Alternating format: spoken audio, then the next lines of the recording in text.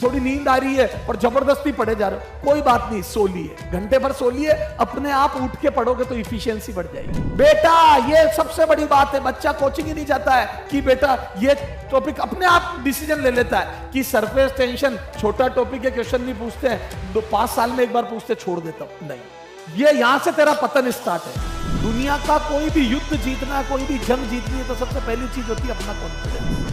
Hello बच्चों, तो 180 number लाने के लिए सर फिजिक्स में क्या करना होगा, या हम जितना डिजर्व करते हैं, हमारे में जितना पोटेंशियल है उतने मार्क्स लाने के लिए क्या करें? सर हमें कई बार चारों तरफ अंधेरा सा नजर आने लगता है, तो बेटा ये नहीं करोगे तो आप जरूर पछताओगे। सर क्या नहीं करेंगे, क्या करें और क्या ना करें? सर पहला क्वेश्चन आता है क्या करना चाहिए और क्या नहीं करना चाहिए, ये भी बताओ। बिल्कुल सही बात है बेटा, क्या करें और क्या ना करें, ठीक है? क्योंकि बेटा ना करने वाली चीजें भी बहुत इंपॉर्टेंट है। जो हम करने वाली तो बता दूं और ना करने वाली ना बताऊं तो सर हम उनमें भी तो कोई टाइम वेस्ट करते हैं। तो बेटा सबसे पहले ये करें। तो बेटा कुछ चीजें मैं आपके लिए लिख के लाया हूं जो तुम्हें करनी है। सबसे पहला, कोई भी जंग जीतने के लिए, दुनिया का कोई भी युद्ध जीतना, कोई भी जंग जीतनी है तो सबसे पहली चीज होती है अपना कॉन्फिडेंस, सेल्फ कॉन्फिडेंस, खुद पर विश्वास। बेटा दुनिया में इंसान खुद से ज्यादा किसी पर विश्वास कभी कर ही नहीं पाता, ठीक है? तो बेटा सबसे पहले अपने आप को पहचानो, अपने ऊपर विश्वास करो। बेटा बार बार हम अपने ऊपर अननेसेसरी का प्रेशर ले लेते हैं। बेटा मेरे को कुछ लाइनें मैं जब स्टूडेंट था तब की मुझे बहुत अच्छे से याद है, तुम भी ये ध्यान रखो।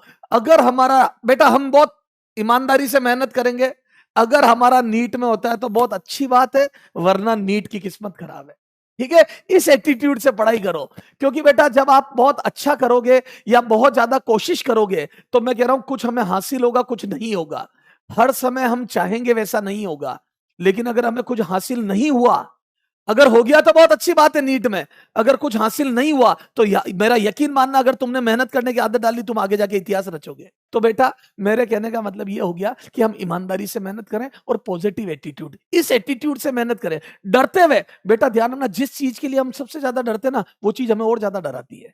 जिसकी आप ज्यादा केयर करते हो ना, जिसकी आप ज्यादा परवाह करते हो ना, वो आपका मिसयूज करता है, वो आपको बताता ना ज्यादा डराता है, ठीक है? उसको खोने का डर रहता है आपको, तो आप तो भूल जाओ। आप तो ये समझो नीट में हो जाए बहुत अच्छी बात, वरना नीट की किस्मत खराब। इससे आप अपने ऊपर कभी अननेसेसरी का प्रेशर नहीं बनाओगे और बहुत पॉजिटिविटी से पढ़ोगे। जब हम पॉजिटिविटी से पढ़ते तो हमारी ग्रास्पिंग पावर या सीखने की क्षमता वैसे ही बढ़ जाती है।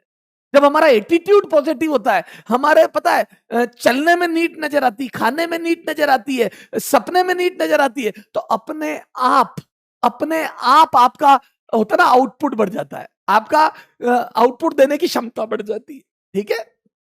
तो सबसे पहला मुझे आपके अंदर चाहिए पॉजिटिव एटीट्यूड, है ना? हमेशा पॉजिटिव एटीट्यूड से काम करो, ठीक है? जहां तक रास्ता, कई बार हमें लगता है हमारा होगा या नहीं होगा, कई बार हमारे को फील आती है, क्योंकि देखो बोलना बहुत आसान है, जो जो जिस चीज के लिए मेहनत कर रहा होता है और पूरा अपना टाइम दे रहा होता है उसको थोड़ा बहुत लगता है। तो मैं बोल दूं, जब भी हमारे सामने अंधेरा छाए तो मैं कह रहा हूं कई बार ऐसा लगता है कि मेरे तो ये खराब हो गया, वो खराब, कोई बात नहीं, जहां तक तू कर सकता, जहां तक मेरे को बहुत अच्छा लगता है ये लाइन मैंने जब सुनी, जहां तक रास्ता नजर आ रहा है वहां तक चला जा। तुझे जहां तक रास्ता नजर आ रहा है वहां तक चला जा, आगे का रास्ता वहां पहुंचने के बाद नजर आने लगेगा।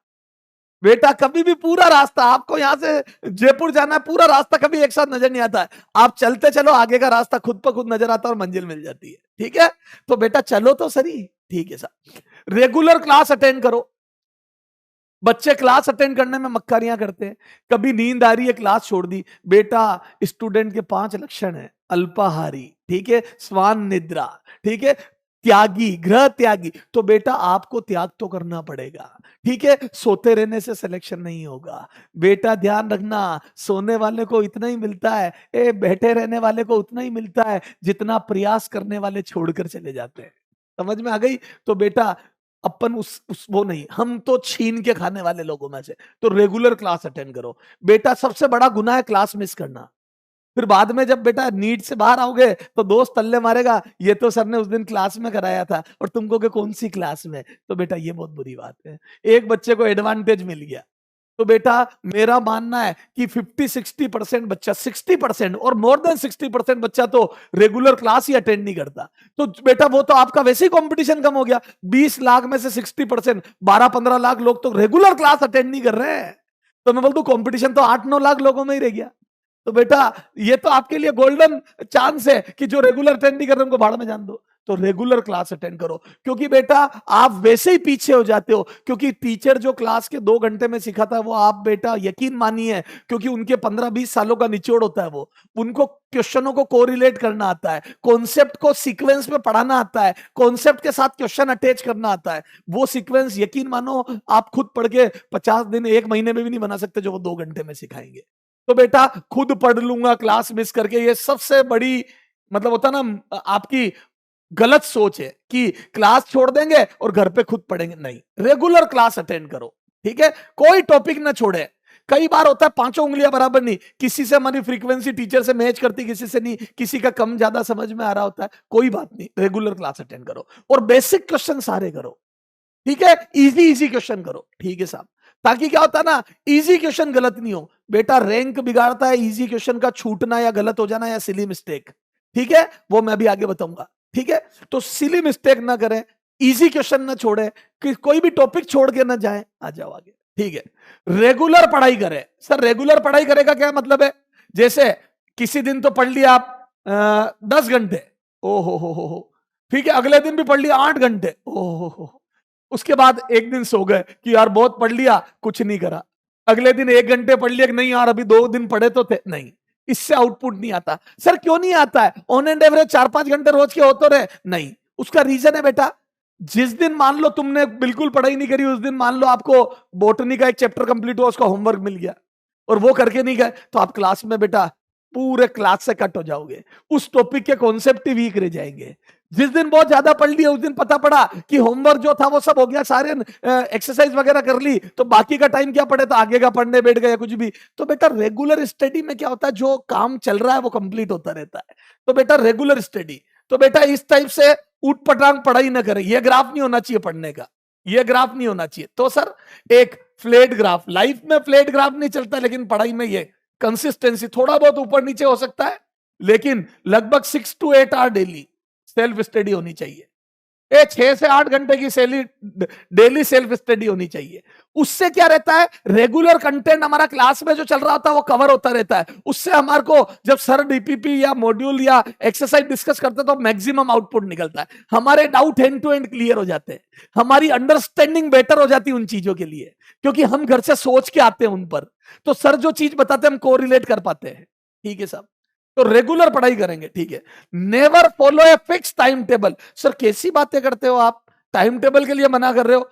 आप में से कई बच्चे होंगे जिनके बार बार टाइम टेबल बनाते हैं, 2 दिन बाद फिर वो, या 5 से 7 दिन में वो फिर डिस्टर्ब हो जाता है, फिर फाड़ के फेंकते, फिर नया बनाते हैं, फिर फाड़ के फेंकते, फिर नया बनाते हैं, इसी में टाइम वेस्ट करते रहते हैं। नहीं, मैं बताता हूं, टाइम टेबल होगा variable, variable time table, variable time table for fix, for approximately fix, fix steady hour। Sir कुछ समझे नहीं,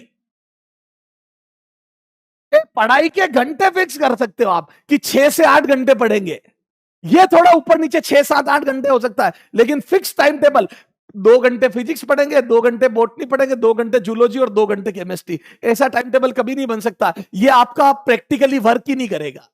आपने महसूस भी करा होगा अगर आप मेरी बात सुन रहे हैं तो, ये टाइम टेबल प्रैक्टिकल लाइफ में वर्क ही नहीं करेगा। सर क्यों नहीं करेगा, आप इतने कॉन्फिडेंट क्यों? बताता हूं। आज मान लो फिजिक्स में एक्सरसाइज खत्म हो गई, physics chapter complete, chapter complete, तो फिजिक्स का चैप्टर कंप्लीट हो गया, तो अब इसका काम करना है, और मान लो बहुत बड़ा टॉपिक था तो सर ने 2-3 एक्सरसाइज एक साथ दे दी करने के लिए, तो बेटा 4-5 घंटे तो आज फिजिक्स को देने हैं, तो उस दिन आप 2 घंटे में फिजिक्स कैसे कर लोगे? अब आप 2 घंटे में फिजिक्स से बाहर आ जाओगे, आधा अधूरा काम करके ले जाओगे, आपका आउटपुट ही नहीं आएगा। क्लास में सर जब थर्ड एक्सरसाइज डिस्कस करेंगे आपको कुछ पता ही नहीं पड़ेगा, है ना, वो अंडरस्टैंडिंग ही नहीं बनेगी चैप्टर से। तो बेटा जिस दिन चैप्टर कंप्लीट हो गया तो उस दिन मैक्सिमम टाइम फिजिक्स में जाएगा, मैक्सिमम टाइम फिजिक्स में जाएगा, मैक्सिमम टाइम फॉर फिजिक्स। तो उस दिन आपके जो वर्किंग आवर है 8 घंटे, उसमें से 3 से 4 घंटे फिजिक्स को चले जाएंगे maximum for physics 3 to 4 hour. ठीक है, ठीक है। उस दिन बेटा मान लो बायो में चैप्टर स्टार्ट हुआ है, बायो में चैप्टर स्टार्ट, मैं एक एग्जांपल ले रहा हूं, मैं चैप्टर स्टार्ट, तो मिनिमम टाइम जाएगा, मिनिमम टाइम जाएगा बायो को, ये आगे जाके अपने आप मैनेज हो जाएगा। जिस दिन बायो में चैप्टर कंप्लीट होगा और फिजिक्स में मिड में चल रहा होगा या स्टार्ट होगा, उस दिन फिजिक्स का टाइम थोड़ा कम होकर बायो में ज्यादा चला जाएगा। तो ऐसे वेरिएबल टाइम टेबल होता है। हाँ, ऐसा नहीं है पढ़ो ही 2 घंटे, नहीं, पढ़ाई के 6 से 8 घंटे रखने ही होंगे खुद के, कोचिंग के अलावा। ठीक है साहब, ठीक है। अच्छा, मन ना मारे कभी। मान लो कोई आप में से बैडमिंटन का अच्छा प्लेयर है, किसी को बैडमिंटन खेलते हुए देखा आपने हॉस्टल में नीचे, और आपकी इच्छा हुई, तो ऐसा नहीं मैं तो पढ़ूंगा और छोड़ छाड़ के, फिर कंसंट्रेशन कम हो जाती है, हमारा ध्यान उधर रहता है। तो गए 10 मिनट बैडमिंटन खेल लिया, 2-3 लोगों को हराया, कॉन्फिडेंस आया, अब पढ़ने बैठो, वैसे ही आउटपुट बढ़ जाएगा। 1 घंटे में 2 का आउटपुट निकाल के आ जाओगे। ओके, तो मन न मारे, ठीक है। तो छोटे छोटे मन न मारे, ठीक है। हॉस्टल में आप खाना खा रहे हो, कोई मूवी चल रही है, 10 मिनट देख ली, कोई बात नहीं। ये चीजें कभी आपको थोड़ी नींद आ रही है पर जबरदस्ती पढ़े जा रहे हो, कोई बात नहीं, सो लिए, घंटे भर सो लिए, अपने आप उठ के पढ़ोगे तो इफिशियंसी बढ़ जाएगी। तो छोटे छोटे मन न मारे, ठीक है। तो ये चीजें कोई आउटपुट नहीं देगी, ठीक है। ये ऐसे वेरिएबल, ठीक है, मिनिमम टाइम दैट डे, ठीक है ना, नो प्रॉब्लम, ठीक है। ये वेरिएबल, ये मैंने वेरिएबल का हिसाब किताब बता दिया, ठीक है सर। तो बेटा अगर आपका टाइम टेबल 2-4 बार फटा है, इसका मतलब आप समझ लेना कि आपने ये गलती की है। तो टाइम टेबल में टाइम फिक्स होगा, सब्जेक्ट तो वेरी करते रहेंगे, किसी दिन कौन सा ज्यादा, किसी दिन कौन सा। रेगुलर टेस्ट दें, सबसे बड़ी प्रॉब्लम मेरी नजरों में, मेजर, ठीक है, ब्लंडर। आप अगर रेगुलर टेस्ट नहीं देते तो आपसे ज्यादा नुकसान खुद का कोई नहीं कर रहा। टेस्ट दो, मैं कह रहा हूं 720 में से सर 100 नंबर आते हैं, कोई बात नहीं। अगर 100 नंबर को सहन करने की क्षमता नहीं होगी, अपनी गलती मानने की क्षमता नहीं होगी, तो वो कभी 400, 450, 500, 550 पहुंचोगे ही नहीं। 100 नंबर आएंगे, शर्म आएगी, 4 जनों के सामने इंसल्ट होगी, अपने आप पढ़ाई करोगे, अपने आप गलतियों पर सोचोगे। जब तक गलती का एहसास नहीं होगा, गलती पर काम नहीं करोगे। रेगुलर टेस्ट दे, टेस्ट स्किप ना करें, नेवर स्किप टेस्ट, है ना, नेवर स्किप टेस्ट। टेस्ट कभी ना छोड़ें बेटा, टेस्ट देने ही हैं। और टेस्ट का एनालिसिस उससे भी ज्यादा इंपॉर्टेंट है। टेस्ट देना तो हमारी ड्यूटी खत्म होती है, आपको टेस्ट पेपर तक पहुंचाना हमारी ड्यूटी खत्म होती है, तुम्हारी उसके बाद चालू होती है। देखो मेरे 500 नंबर आए, मैं क्लास के टॉपर के 700 नंबर आए, ये 200 का गैप क्यों? पूरी क्लास में हमने सबने एक जैसी क्लास अटेंड करी, फिर उसके 200 नंबर ज्यादा क्यों? तो उसमें पढ़ना कारण नहीं होता है, क्योंकि मैं ये मानता हूं थोड़ा भी सिंसियर बच्चा है तो रेगुलर क्लास अटेंड करता है। सिंसियर बच्चे में ये गुण होते हैं, वो रेगुलर क्लास भी अटेंड करता है, वो रेगुलर पढ़ाई भी करता है ना, और वो टाइम टेबल थोड़ा 19-20 होता है तो वो अब सुधार लेंगे, रेगुलर टेस्ट भी देता है। ये चीजें तो मैं मानता हूं कि 4 से 5 लाख बच्चों में पॉजिटिव एटीट्यूड थोड़ा लेक करता है तो वो अब सुधर जाएगा। 4-5 लाख बच्चों में ये बातें तो होती है, ठीक है, उनके लिए फिर आगे की बातें आएगी। तो सेम क्लास में मुझे भी पढ़ाया, तुझे भी पढ़ाया, मेरे 500 आए, तेरे 700 आए, क्यों? ये जरूर जाने क्यों।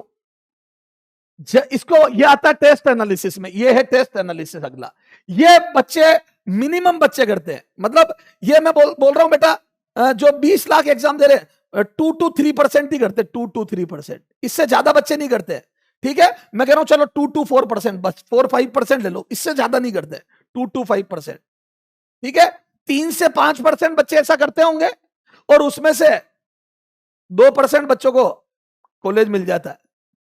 1% होता है 20 लाख का, 1% होता है 20,000, इतनी सीटें, तो 1-1.5% बच्चों को कॉलेज मिल जाता है।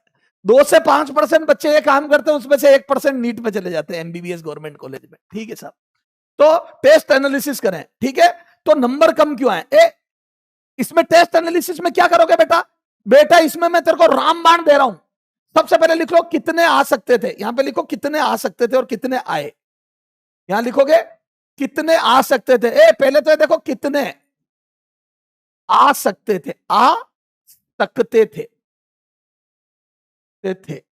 और फिर लिखो कितने आए, कितने आए।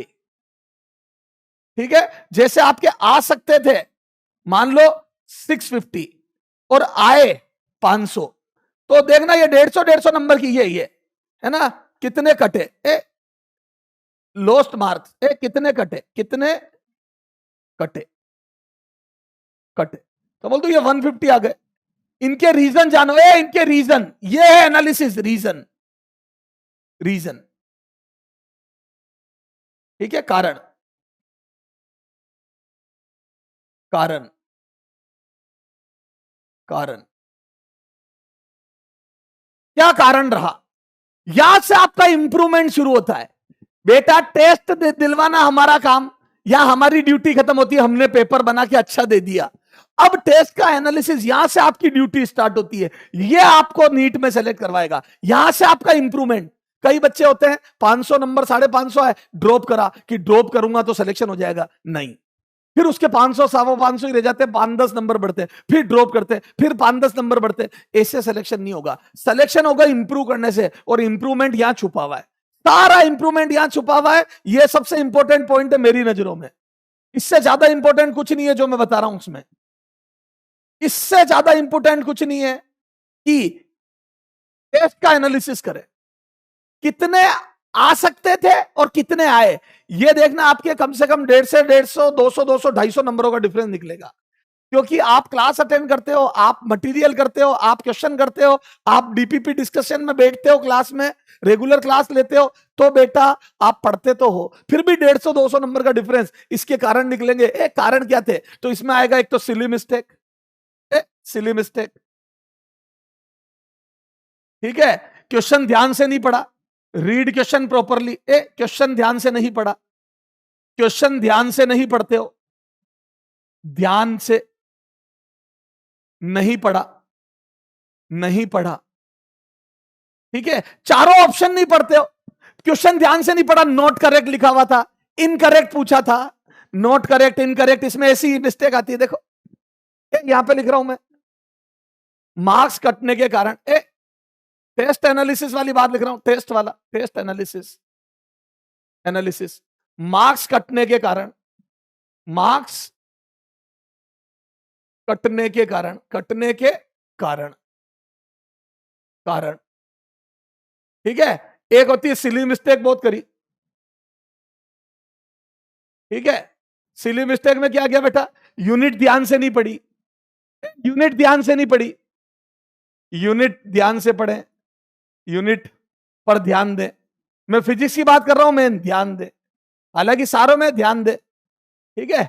अच्छा, रीड क्वेश्चन केयरफुली, क्वेश्चन ध्यान से नहीं पढ़ते, क्वेश्चन ध्यान से नहीं पढ़े, क्वेश्चन ध्यान से पढ़े, ध्यान से पढ़े, ध्यान से पढ़े, इसमें क्या क्या आता है, नोट करेक्ट पढ़े, ठीक है, नोट करेक्ट नहीं पढ़ा, नोट करेक्ट वाली मिस्टेक होती है ना, इनकरेक्ट वाली मिस्टेक होती है, नोट करेक्ट पूछता है, कभी इनकरेक्ट पूछता है, ठीक है। चारों ऑप्शन ध्यान से पढ़ो, फोर्थ में दिया होता है ऑल आर करेक्ट, ध्यान से नहीं पढ़ा, तो ये नंबर घटने के कारण है, ठीक है। रीड ऑप्शन ध्यान से नहीं पढ़ते, read all 4 option, read all 4 option, all 4 option, ठीक है। फोर्थ में होता है fourth option, fourth, all are correct, both A and C are correct, है ना, ऐसा भाइयों में बहुत होता है। और हम क्या करते हैं, ए ही टिक करके आगे बढ़ जाते हैं, पहला राइट लगा टिक करके आगे बढ़ गए, आर करेक्ट, ये मिस्टेक है। तो चारों ऑप्शन ध्यान से पढ़ो, क्वेश्चन को ध्यान से पढ़ो, नोट करेक्ट उस पर अंडरलाइन करो, ठीक है। सर क्वेश्चन देख के डर गए, सिली मिस्टेक करते हो, क्वेश्चन देखकर डर नहीं डरना, क्वेश्चन देखकर डर गए, देखकर डर गए, बेटा जो डर गया वो मर गया, डर गए। तो क्वेश्चन देख के घबराए नहीं, उसको बहुत पेशेंस से पूरे क्वेश्चन को पढ़ें, ठीक है। टफ आ गया तो सर हाथ पैर फूल गए, आते हुए पेपर छूट गया, ठीक है, लॉजिकल अप्रोच डेवलप करें, ठीक है, पेपर छूटना, ठीक है, पेपर छूट गया, ठीक है, यहां से देखो पेपर छूट गया, पेपर छूट गया, पेपर पूरा अटेम्प्ट नहीं हुआ, पूरा अटेम्प्ट नहीं कर पाए, अटेम्प्ट नहीं कर पाए, यह भी बहुत होता है। पेपर पूरा अटेम्प्ट नहीं कर पाए, तो बेटा पेपर पूरा अटेम्प्ट करने के लिए डेवलप लॉजिकल अप्रोच। तो पेपर क्यों छूट जाता? फास्ट लिखने से पेपर कंप्लीट नहीं होगा, लॉजिकल अप्रोच डेवलप करो, अपने नए तरीकों से क्वेश्चन को अटेम्प्ट करो। तो develop logical approach, develop logical approach, approach, ठीक है। Option elimination technique, option elimination technique use करो। तो ये तो हो ही नहीं सकता, याद है, ये तो हो ही नहीं सकते, दो गए। लॉजिकल अप्रोच, एक क्यू चार्ज है, एक 4Q चार्ज है, तो बेटा न्यूट्रल पॉइंट ढूंढा तो 4Q से दूर होगा, क्यों? क्योंकि ताकत ज्यादा है। तो बेटा मिड से थोड़ा पहले, क्यू से डिस्टेंस थोड़ी कम होगी मिड से, दो ऑप्शन गए। ये लॉजिकल अप्रोच है। इससे उल्टे आंसर नहीं आते। रेशो में देख लिया, दो कैपेसिटर है, दो स्फीयर है जिनकी रेडियस R2R है, तो इसका ज्यादा आएगा, तो उल्टा रेशो नहीं आएगा कैपेसिटी का। तो ये लॉजिकल अप्रोच डेवलप करो, उससे टाइम भी बचेगा और एक्यूरेसी भी बढ़ेगी। तो ये सब चीजें बेटा, ये अलग से वीडियो बना दूंगा इस पे। तो टेस्ट एनालिसिस करो, स्टडी मटेरियल को वाइजली यूज करो, स्टडी मटेरियल को वाइजली यूज करो। बच्चा क्या करता है, सुनो सर, वाइजली कैसे यूज करें? यूनिट एंड डायमेंशन पढ़ रहा है, उसको क्लास नोट्स के क्वेश्चन भी कर लिए, डीपीपी भी कर ली, मॉड्यूल भी कर लिया, बुक भी कर ली, कोई बच्चा दूसरी बुक कर रहा है वो भी कर ली। तो बेटा ऐसे भेड़ चाल में लग जाते हैं। अब बेटा एक छोटा सा टॉपिक यूनिट एंड डायमेंशन, उसको तुम 50 जगहों से करोगे तो फिर तो तुम्हारी बायोकेमिस्ट्री छूटनी है, फिर तो तुम्हारे 24 घंटे भी कम पड़ने लग जाएंगे।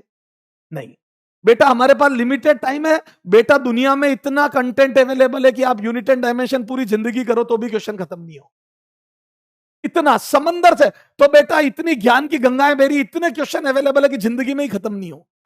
और हमें तो नीट सेलेक्ट होना है ना, हमें तो नीट के इर्द गिर्द, PYQ के इर्द गिर्द स्टडी करनी है। तो बेटा टॉपिक की डिमांड समझो। सबसे पहले क्लास नोट्स के जो भी टीचर पढ़ाते हैं वो कॉन्सेप्ट क्लियर करने के नीचे क्वेश्चन करवाते हैं, वो क्वेश्चन खुद से करो, आपको अंदर से फील आ जाएगी कि मेरा ये कॉन्सेप्ट कवर हो गया।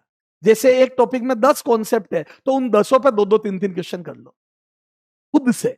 तो क्लास नोट्स के क्वेश्चन वो कंसेप्ट क्लियर कर देंगे, वैसे क्वेश्चन खुद कर लो, और जो टीचर सजेस्ट करता है क्लास में, जो डीपीपी मिलती है वो कर लो, ठीक है, स्टडी मटेरियल मिलता है वो कर लो।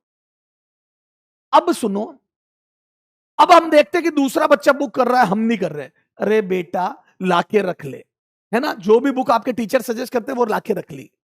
अब करो मत, क्योंकि बेटा कितना काम करोगे? तो एक टॉपिक मान लो यूनिट एंड डायमेंशन, आपको लग गया कि यार ये एरर मेरे को निकालना आ गई, पावर आगे लेनी है, सब सर कर ली, तो अब उसको फिर बुक को हाथ मत लगाओ। जिस टॉपिक में फील आ गई बस रहने दो।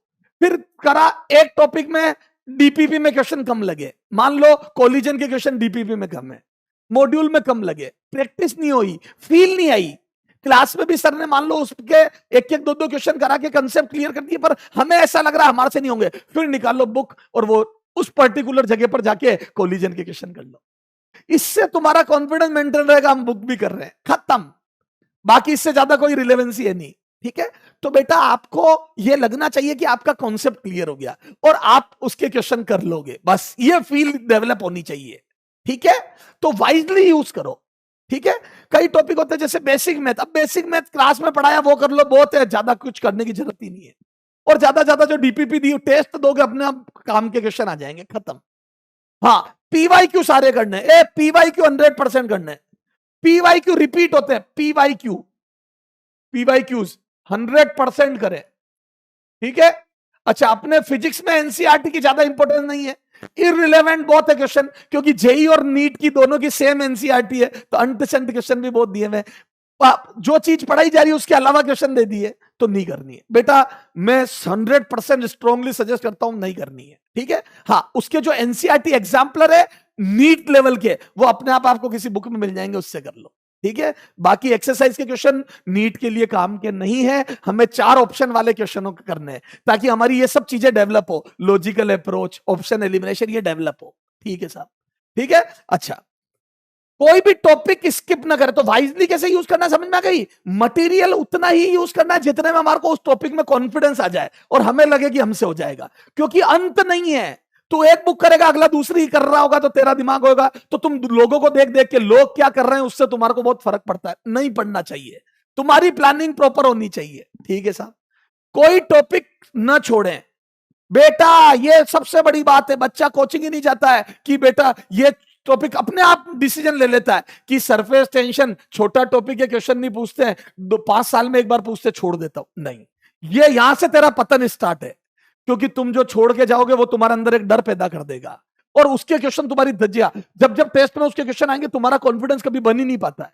तो बेटा एक छोटी सी चीज बनाती कुछ नहीं है, लेकिन बिगाड़ बहुत कुछ देती है। तुम्हारे को पूरी फिजिक्स में डाउट करवा देगी, पहली बात। दूसरी बात, जो हम छोड़ के जाते हैं, हे भगवान उस टॉपिक के क्वेश्चन मत आना। 8th क्लास में मैंने सोचा था, हे भगवान वो सर्कल के एरिया पे क्वेश्चन मत देना, और शुरू के 2 क्वेश्चन वही दिखते हैं। तो जिससे डरते हुए घुसते हैं, सबसे पहले सामना उसी से होता है। और ये पता नहीं कैसा कोइंसिडेंस, कैसा इत्तेफाक, ऐसा होता ही है। बेटा ये डर के साथ आप एग्जाम में घुसते हो, आधी सिली मिस्टेक वहां से स्टार्ट हो जाती है। जैसे ही आदमी डरना स्टार्ट करता है, एक तीरंदाज जब डरता है तो उसका निशाना चूकता ही चूकता है। तो छोटी से छोटी बात दिमाग खराब कर देती है। तो बेटा टॉपिक कोई स्किप ना करें, हर टॉपिक का इक्वल वेटेज है ना। मेरे पास ऐसा एग्जाम्पल, एक बच्चा था, सर इलेक्ट्रोस्टैट मेरे कम समझ में आ रहा है, सर पढ़ा रहे, मैंने छोड़ दिया। मैंने कहा बेटा कर ले, क्लास अटेंड कर, बेसिक बेसिक क्वेश्चन कर ले। नहीं सर मैं ठीक है, मैं बाकी के मेरे अच्छे कर लूंगा। इलेक्ट्रो के 4 क्वेश्चन आ गए और चारों इजी इजी थे, पढ़ते ही हो जाते। एक में चार्ज 25% इधर से इधर ट्रांसफर हुआ, पहले फोर्स एफ था, नया फोर्स पूछ लिया उसी डिस्टेंस पे। मच्छर क्वेश्चन था, के Q1 Q2 upon R square में वैल्यू रखनी थी। एक बार ईएम वेव छोड़ के गया एक बच्चा, मैंने कहा कर ले 4 क्वेश्चन, 3 क्वेश्चन आ गए उस साल। वो रेशियो याद है जिस साल वो आया था ना, एनर्जी डेंसिटी का रेशियो 1:1, वो उस समय 3 क्वेश्चन आ गए, और जबकि उससे पहले तक 2-3 सालों में 1 क्वेश्चन आता था। लो बर्बाद। तो एक टॉपिक ही बहुत है बर्बाद। तो कुछ भी छोड़े ना, रेगुलर क्लास अटेंड करें हर चीज की, और बेसिक क्वेश्चन सबके करें, इररिलेवेंट कंटेंट ना करें। दोस्त आता है 100% क्वेश्चन जेई का देके डिस्टर्ब करके चला जाता, नहीं। ठीक है, कभी भी किसी क्वेश्चन में प्रॉब्लम आ रही है, सर से पूछ ले रिलेवेंट है या इररिलेवेंट। इररिलेवेंट क्वेश्चन ना करें, क्योंकि दुनिया में डिस्टर्ब करने के लिए बहुत है, और ये इन जनरल आदत होती है। मास्टर भी एंशन क्वेश्चन दे देता, दूसरा बच्चा आता है कि इस कोचिंग में, फलानी कोचिंग में अपना दूसरा एंशन क्वेश्चन दे दिए, सिर्फ डिस्टर्ब करने, नहीं। ठीक है, इन चीजों से बचे। ठीक है, सेल्फ मोटिवेटेड रहें। बेटा तुझे खुद से ज्यादा कोई नहीं समझता है। ठीक है, अच्छा जब भी आप पढ़ते हो, शाम को रोज आईने के सामने खड़े होकर अपने आप से बात करो, क्योंकि इंसान पूरी दुनिया में एक आदमी से झूठ नहीं बोल सकता, वो है खुद से। तो आप खुद से झूठ नहीं बोल पाओगे। तो रोज आपने ईमानदारी से मेहनत करी या नहीं करी, शीशे के मिरर के सामने खड़े होकर अपने आप से बात जरूर करें सोने से पहले। ठीक है, और उसके बाद ही सोएं। अपने आप आपको एहसास हो जाएगा जब गलत कर रहे होंगे। अच्छा, और दीन दुनिया के सारे मैटर इस साल छोड़ दे बेटा। दीन दुनिया में तेरे जो भी लफड़े, सबको साइड में रख दे साल भर के लिए। ठीक है, फिर भी मैं कह रहा हूं बेटा प्रेशर नहीं लेना। ठीक है, सेल्फ मोटिवेटेड रहे। सर कैसे रहे सेल्फ मोटिवेटेड? बोलना तो बहुत आसान है, रह नहीं पाते सर। हर चौथे दिन डिप्रेशन में जाते हैं, हर चौथे दिन ऐसा लगता है हमारा नहीं हुआ तो क्या होगा। ठीक है बेटा, नवजोत सिंह सिद्धू, सचिन तेंदुलकर, किसी को सफलता थाली में परोस के नहीं मिली। सचिन की आपने सुनी होगी स्टोरी, नाक पर बोल लगी थी और खूनम खून हो गए थे। तो बेटा वापस उठना पड़ता है गिरने के बाद। ठीक है, और जो उठ जाता है वो सक्सेस पा लेता है, और बाकी स्ट्रेचर पे लेट के अपने पवेलियन में। ठीक है, नवजोत सिंह सिद्धू के लिए आर्टिकल आया था पेपर में कि नवजोत सिंह की टुक टुक बैटिंग से इंडिया हारा। पिताजी ने, उनके पिताजी वकील थे, बहुत बड़े एडवोकेट थे, उन्होंने पढ़ लिया। सिद्धू आया, उन्होंने छुपा लिया उस अखबार को। सिद्धू ने देखा कि पापा को छुपा रहे, छुपाते हुए देखा, टाइम्स ऑफ इंडिया का आर्टिकल था, छुपाते हुए देखा, जिस भी अखबार में था, बहुत पुराना आर्टिकल था, छुपा दिया। यार ये नहीं पढ़ लेगी, इसकी वजह से इंडिया हारी। पिताजी के कोर्ट जाने के बाद सिद्धू जी ने उसको देखा, तब उनको एहसास हुआ कि मेरे पिताजी क्या चीज मेरे से छुपा रहे थे। उनको इस बात की भयंकर दिल पे लगी कि यार पिताजी क्या सोच रहे होंगे कि मेरी औलाद की वजह से इंडिया हार गई। रोज सुबह 4:30 बजे उठे। ए बेटा, ऐसे जुनून पालने से कुछ नहीं होता है, जुनून पालने के बाद उस पर काम करना पड़ता है। रोज सुबह 4:30 बजे उठ के नेट पे जाते थे और 200 छक्के मार के आते थे, 150-200 बॉल छक्के मार के आते थे कि मतलब तेज बल्लेबाज बनूंगा, आक्रामक, एग्रेसिव, है ना। अपनी बैटिंग स्टाइल चेंज कर ली, छक्के मारते थे। ऐसा 2 साल लगातार प्रैक्टिस करी, 2 साल लगातार सुबह 4:30 बजे, 2 साल, कोई संडे नहीं, कोई दीपावली नहीं, कोई होली नहीं, 2 साल लगातार सुबह 4:30 बजे, 2 साल। उसके बाद अगला आर्टिकल छपा, सिद्धू की वजह से इंडिया जीती, due to Navjot Singh Sidhu India जीती। उसी पेपर में फिर से आर्टिकल छपा। उस दिन समझ में आ गई, हालांकि उनके पिताजी शायद तब तक रहे नहीं थे, लेकिन उसी पेपर में वो आर्टिकल, तब जाके उन्होंने सांस ली, एक सुकून की सांस ली। तो बेटा इतिहास रचने वाले ऐसे होते हैं। ठीक है, चलो आ जाओ, क्लियर है, आ जाओ। अननेसेसरी का प्रेशर बिल्डअप ना करें। तो सेल्फ मोटिवेटेड सर कैसे रहे, ऐसी स्टोरियां सुने, ऐसी स्टोरियों के बारे में जाने। कोई मोटिवेशनल सॉन्ग सेलेक्ट कर लें। जैसे मैं बताता हूं, मेरा मोटिवेशनल सॉन्ग है बेटा जो ये मिशन मंगल का शाबाशियां, इतना अच्छा है। सपने कीमत मांगेंगे, उसमें एक लाइन है, सपने कीमत मांगेंगे, और ये हकीकत है। आप जो सपना देखते हैं वो कीमत और बलिदान मांगेगा। आपका सपना आपसे अनएक्सपेक्टेड वर्क करवाएगा। जितना बड़ा सपना उतना अनएक्सपेक्टेड वर्क आपको करना पड़ेगा। तो मैं तो शाबाशियों का वो गाना, शाबाशियां वाला गाना सुनता हूं, मुझे बहुत अच्छा लगता है, मुझे मोटिवेशन मिलता है। पर्सनली जब मैं नेगेटिव में होता हूं, मैं वो गाना जरूर सुनता हूं। तो बेटा आप भी ऐसा कोई गाना सेलेक्ट कर ले। एक इकबाल का है, आशाएं है जगे दिल की। तो ऐसी चीजें अपने चारों तरफ ऐसा एनवायरनमेंट रखिए। उन लोगों से दूर रहें जो नेगेटिव में डालते हैं। कई लोग होते हैं नेगेटिव एनर्जी के वो होते हैं पुलिंदे, नेगेटिव एनर्जी लिए लिए घूमते, वो आपको भी नेगेटिव एनर्जी देके चले जाते हैं। उनसे दूर रहे, बचे। चारों तरफ पॉजिटिव एनवायरनमेंट रखे रखे रखे हमेशा, क्योंकि बेटा एनवायरनमेंट बहुत कुछ बदल देता है। ठीक है, आइंस्टीन की मम्मी ने उनसे वो लेटर छुपा लिया था जो स्कूल ने भेजा था कि आपका बच्चा स्कूल में पढ़ने के लिए, मतलब वो होता ना कि इतना मेच्योर नहीं है कि स्कूल में पढ़ सके, तो हम आपके स्कूल को बच्चे को स्कूल से निकाल रहे हैं। आइंस्टीन की मम्मी ने बोला, स्कूल बोल रही है कि आपका बच्चा बहुत ब्रिलियंट है, हम उसको नहीं पढ़ा पा रहे हैं बहुत ज्यादा। बेटा इस बात ने आइंस्टीन की पूरी जिंदगी बदल दी। सिर्फ ये बात छुपाने से आइंस्टीन की जिंदगी बन गई। पहले दिन उसको अगर ये पता पड़ जाता, आइंस्टीन जी को पता पड़ जाता ये नेगेटिव बात, तो हो सकता है वो लाइफ में जो किया वो कर ही ना पाते। तो कॉन्फिडेंस बहुत मैटर करता है। आप जो जंग जीतते हैं उसमें सबसे बड़ा रोल कॉन्फिडेंस का होता है। ठीक है, तो अपने आप को मोटिवेटेड रखे, ये बहुत जरूरी है बेटा। ठीक है, और अननेसेसरी का प्रेशर न ले। मम्मी क्या सोचेगी, पापा क्या सोचेंगे, कई बार मम्मी पापा बोलते तेरे को करना ही होगा, वो सब गलत है बेटा। चलो हम उनकी गलती के बारे में तो नहीं बोल सकते, लेकिन आप अपने ऊपर प्रेशर ना आने दे। बस आप अपना अच्छा दे, आप अपने साथ न्याय करें, पेरेंट्स के साथ न्याय करें, आप अपने एफर्ट डालें। होता है तो अच्छी बात है बेटा, आपका सिलेक्शन होता है तो माँ बाप आपसे प्यार करेंगे, नहीं होता है तो मेरा यकीन मानो ज्यादा प्यार करेंगे। अगर आपका सिलेक्शन होता है तो माँ बाप आपसे प्यार करेंगे, ये बात है, लेकिन नहीं होता तो ज्यादा प्यार करेंगे, ये मेरा यकीन मानो। ठीक है, माँ बाप का इमोशन ज्यादा अटैच हो जाता है कि मेरा बच्चे ने मेहनत करी पर हुआ नहीं। समझ में आ गई? तो बेटा ये बात ध्यान रखो। ठीक है, तो हमारे माँ बाप से ज्यादा हमारे लिए पॉजिटिव कोई नहीं सोच सकता। तो देखो बेटा, एक तो ये इररिलेवेंट स्टडी ना करे, है ना। तो इररिलेवेंट, वो फलाना ये कर रहा, दूसरी बुक कर रहा थी, नहीं, अपना एम क्लियर है, हम उसी हिसाब से चलेंगे। ठीक है, नेवर थिंक, बता दिया मैंने आपके, लोग क्या कर रहे हैं, बाढ़ में गया, लोग क्या कर रहे हैं करने दो।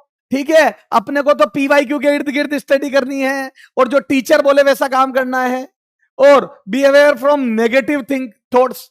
तो बेटा कई लोगों के अंदर नेगेटिव थॉट्स होती है, वो नेगेटिव एनर्जी के पुलिंदे होते हैं, वो आपके पास आते हैं, आपको भी नेगेटिव करके चले जाते हैं। ऐसे लोगों से दूर रहो हमेशा। ठीक है, don't waste time on social media. बेटा रील के अंदर घुसना आपके हाथ में, बाहर निकलना आपके हाथ में नहीं है। 2-2 घंटे पूरे हो जाते हैं, दुनिया बहुत आगे निकल जाती है। बेटा मैंने कहीं पढ़ा, ये इस दुनिया में बेटा जिस पोजीशन पे, और वहां पर भी अपने आप को रखने के लिए खूब तेज भागना पड़ता है, क्योंकि लोग इतने फास्ट भाग रहे हैं, वो आपकी पोजीशन हथियाना चाहते हैं। तो बेटा दुनिया में बहुत लोग मेहनत कर रहे हैं, तो आपको अपनी जगह पर रहने के लिए भी बहुत भागना पड़ता है। प्रमोशन या आगे बढ़ना तो बहुत दूर की बात है। तो बेटा ध्यान रखना, सोशल मीडिया पर फोकट का टाइम वेस्ट ना करें। ठीक है, चलो बेटा मैं आपसे बहुत बहुत बेस्ट ऑफ लक बोलता हूं। आप अच्छे से मेहनत करो और इस ट्रैक पर चलो। धन्यवाद, bye bye, best of luck for your bright future.